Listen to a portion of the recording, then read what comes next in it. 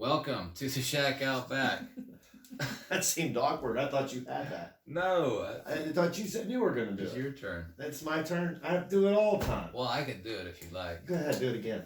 Welcome to the Shack Out Back. That seemed a lot lamer the second time, I'll be honest with you.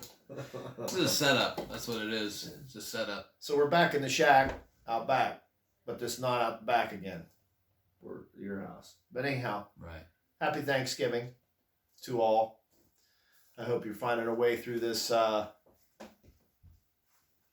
problematic time period that we're dealing with, but Just we're dealing another with it. day in paradise. Yes, it is. Yeah. We weren't hit by an asteroid, thankfully. Yeah. Well, we're going to get into it. So there's a scripture, and we wanted to read the scripture and to explain what we wanted to do tonight. It's Thanksgiving tomorrow, and so we're going to talk about Thanksgiving, but a little bit of history that you might not have known about Thanksgiving, and we're going to go through that a little bit. But God is very much a part of the settlers of this country. He's very much a part of that story we were talking about the Pilgrims and the Mayflower and then Thanksgiving and all that stuff. But in 1 Chronicles chapter 16, verse 8, it says, "Give thanks unto the Lord, call upon his name, and make known his deeds among the people." And so what we're going to do tonight is just make known a couple of his deeds in the start of this whole great experiment called America. And it starts on Thanksgiving, or what they trace Thanksgiving back to, the story. It was in November, yeah. they're saying. Yeah, which that's like the worst time to settle a brand new piece of land in November. I would think. You know, can you imagine? They clearly didn't maybe think that through. That's Let's like go up into New England in November. Nah. we know nothing about this area. Yeah. There's wild Indians that want to kill us. We don't know. The only thing I could figure is cheaper boat rental. Was the only reason they Right, did. yeah. We're all booked up in the summer. Yeah, November's summers the are only real period. busy. We're going to be on the water a lot. But November, there's an opening. We can take you out there in November. Right, that's, yeah. Yeah, go ahead and book it. There's going to be about 102 of us decide to jump on this 50-foot boat. Yeah, that's an actual dimension, too. It's about 50 foot, right? Yeah, they're saying that Mayflower is about 50 feet. About So 102 people. that's not. I'm always thought the Mayflower, Mayflower. Yeah, big. But around 50 foot, they figure. And then there's 102 people.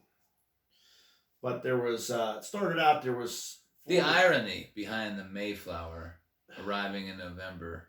Yeah. You know, Yeah. I just, that made sense to me. That just came together. So I got reading a few articles from different people. One of the big stories we got to hear was Tim Ginner talk the other day. We got to hear this, and it went along the lines of this story here, which Rush Limbaugh actually talked about too. He's got an actual book on some of this stuff. Yeah. Which I like old Rush, and if you guys know anything about Rush Limbaugh, he's suffering from cancer right now.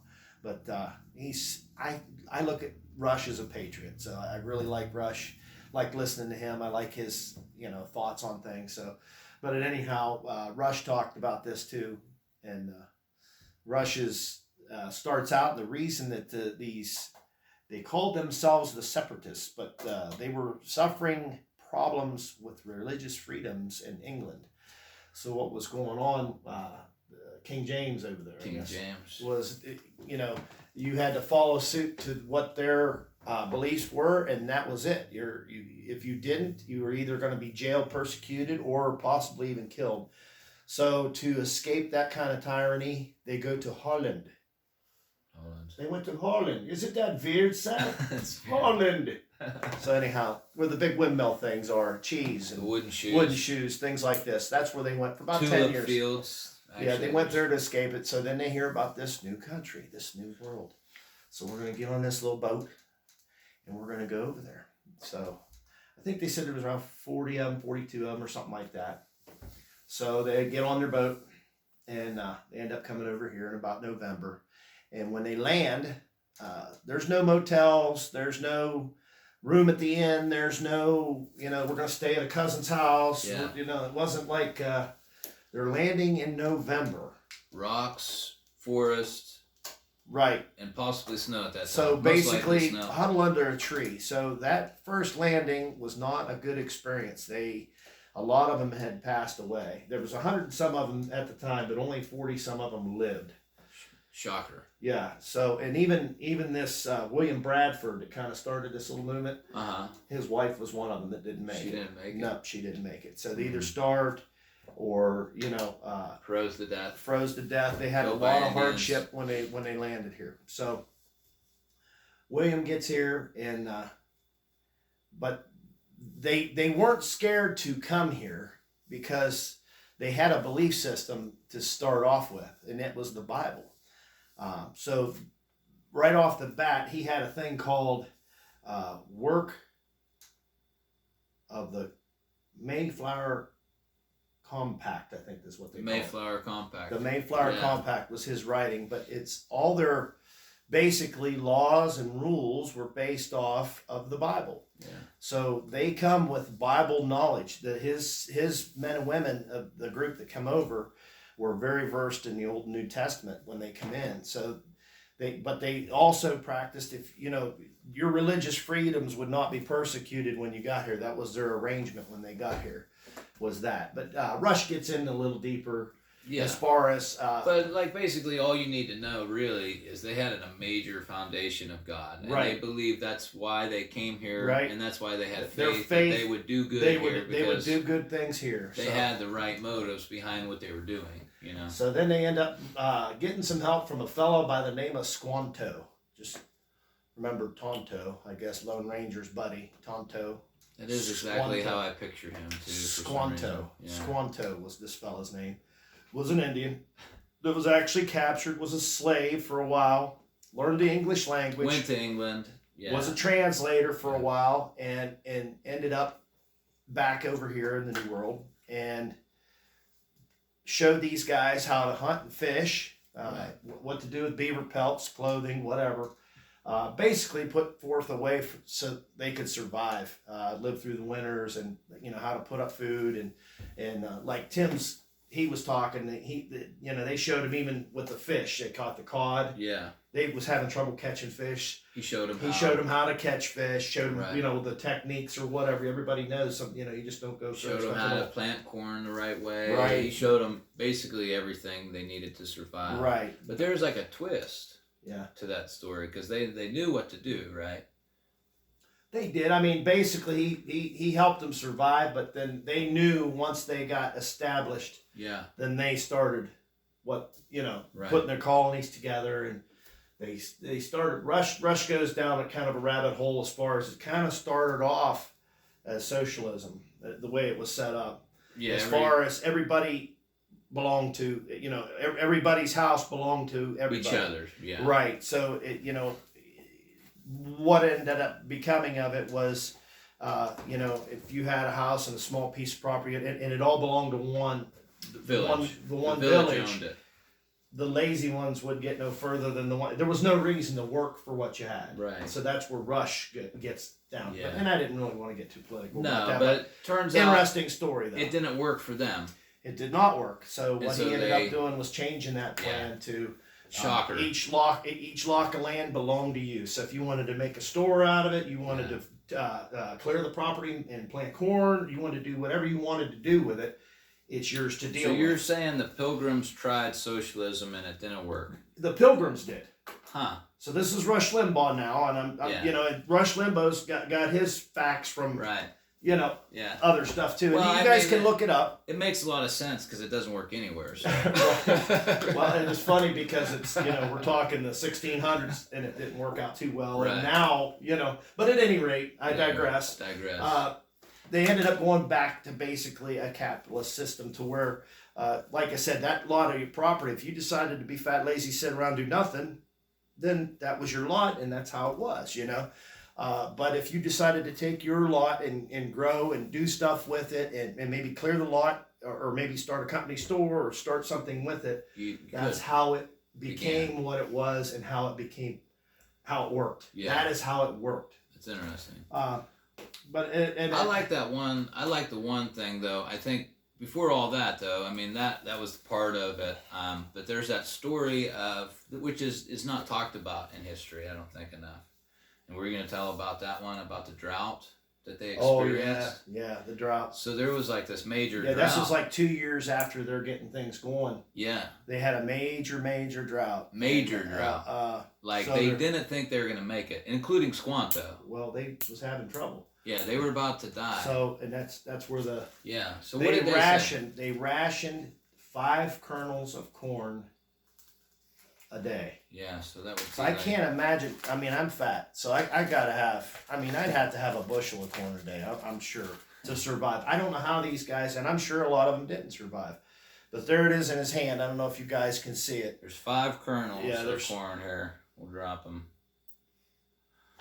That was your food So there's your food for one day. for one day. That's where 5 they were. kernels. Yep. Think about that. And they were having some troubles. There was a major drought. I forget how long it was that it didn't rain, but it was a very long time. And so this is a little unknown fact about the history of Thanksgiving, is they actually, as a village, came together and they... Squanto, by the way, was a Christian. Squanto was a Christian. Squanto, whenever he learned English and different stuff, he was taken in by some, I think they said friars or somebody. It helped him escape. Helped him escape slavery. But that's how he learned. He learned Christianity and learned English through them guys. So that's cool. Sorry. No, that's okay. But anyway, they all went and they prayed and fasted for 8 hours straight. Right. Because they basically knew, listen, if we don't get some kind of rain, we're all going to die. Right. We can't survive on 5 kernels a day. We're not going to make it this year if we don't get some kind of rain. And so the very next morning, it's recorded that a gentle rain started, and I think it went 14 days. Lasted for 14 days. Now, not a hard rain, because if you're a farmer, you know that a hard rain after a long drought. Like Dad, when Dad grew corn, he'd have to actually watch where he planted it, because hillsides, and you'll notice this with a lot of farmers, you won't see corn growing on a great big slope. You know what I'm saying? Because the ground under the corn, the root system is a lot of it with corn stalk is real close to the surface. And that the dirt between rows and stuff is basically barren. Right. So if you get a hard rain, it washes everything out. Yeah, Dad used to especially after a drought. He had 2 or 3 fields back here. When he'd plant it, that got nothing put on it. I mean, he'd either put hay up on that slopey stuff, but he would do it in different levels and different places, and he'd actually do a lot of crop rotating and everything else. But that's another story. But anyhow. Right. So like a gentle rain was the only way. So you don't want a hard rain. Exactly. You want that gentle rain. And so after they prayed about it, there was a gentle rain that lasted for 14 days. And so you tell me that wasn't an answered prayer. Oh, yeah. And I always go back to that scripture in James, Jimmy, chapter 5, verse 17, about like Elisha was a man like us. And he prayed that it wouldn't rain, and God stopped the rain, and then he made it rain. And so, I mean, that's just one of those deeds that Chronicles was talking about it. Guys, God helped the Pilgrims. And so after they had an abundance, like I guess they had a major crop, and it worked out so well, they all remember that moment where they fasted and prayed for 8 days, or 8 hours, thinking that they were not going to survive it. Right. And they knew that absolutely it was God that saved them and helped them through that winter. And hence we have the story, or the origin of the story of Thanksgiving. And they made a day to where they had a feast and thanked God. And they dedicated the feast to thanking the Lord for helping them. I guess that's the God we serve, Mm. Don't get things mixed up. God is still real today, and he's still doing things today. And we're going to be able to look back on, I think, this generation and see God in a major way here coming soon. There's a lot of us suffering in a drought right now. Yeah. I know people are hurting with unemployment. They're hurting with illness. Around our area right now, I've had quite a few friends that's had the COVID, or have had family members that are dealing with that. And, it's tough. So, in these times of drought, where do you turn, I guess? Better be hitting your knees. Yeah. You better be talking to God, because That's our answer. Because he's the God that can shut the mouths of lions. He's the God that can send the rain. He's the God that can split the seas. He's the God that can put people and take people out of power. He's the God that is in control completely. And so do you turn to that God? Or do you have you forgotten, like so many stories in the Bible have talked about? You know, one generation is founded on God, and then a couple generations later, they forget the God that they serve. And so he lets them fall, and he lets them figure it out again, you know. So this Thanksgiving, we wanted to throw this your way. A little history lesson, maybe a little bit of cool fact that you didn't know about Thanksgiving. Guys, be thankful to the Lord and tell about his deeds. Think about this when we have Thanksgiving tomorrow, an overabundance of food that we don't have to worry about.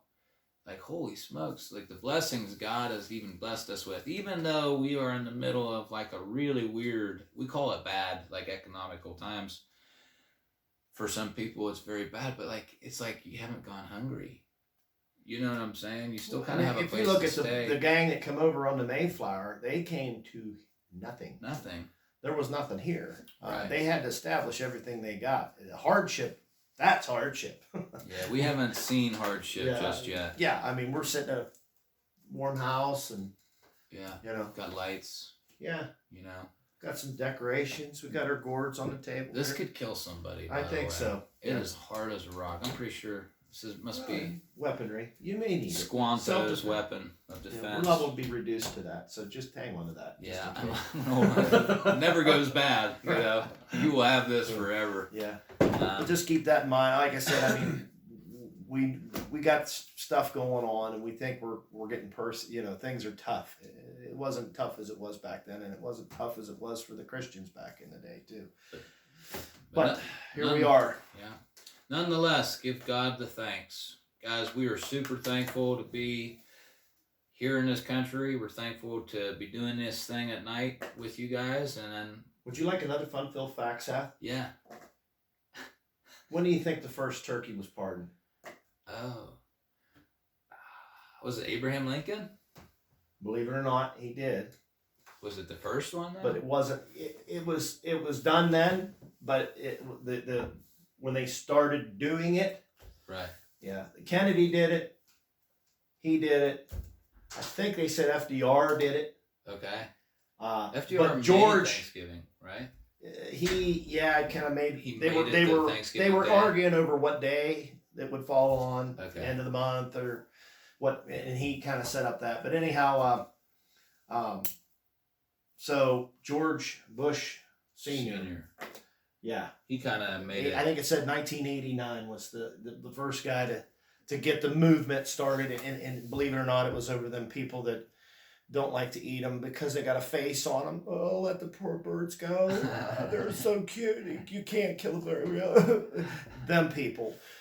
Basically, he succumbed to the pressure of pardoning it because of that. You know. Was that what it was for? Seriously? It was. That was part of the reason he did what he did. It's part of the reason. Yeah. But anyway, they PETA or whatever they're calling themselves nowadays. But anyhow, I digress. What were the names of the birds? Corn and cob? That was the one just lately. Trump pardon. Yeah, I think it was Colonel and Cobb or something like that. It was corn and cob. Corn and cob? Yeah, corn pop. Corn pop. Yeah, maybe that's it. It wasn't a name. I heard Corn Pop was a bad dude. Bad dude. I don't know if he'd have pardoned. If they'd have named it Corn Pop, I don't know if they would have pardoned Corn Pop. There's a story about Corn Pop. He's got a rusty razor. Put rusty razors in rain barrels, laid them out on the sidewalks. Yeah, I don't know if you ever heard that story. You all had rain barrels just lying around back in the day. Threw razors in there. Yeah. Corn Pop's a bad dude.